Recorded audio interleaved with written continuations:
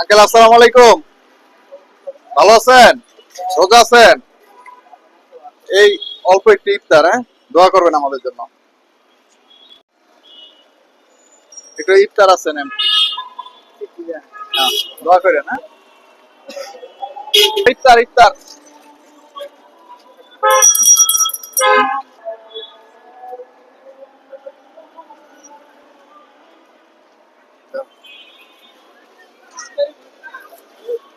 ভাই ইফতার, হ্যাঁ, দোয়া করেন আমাদের জন্য।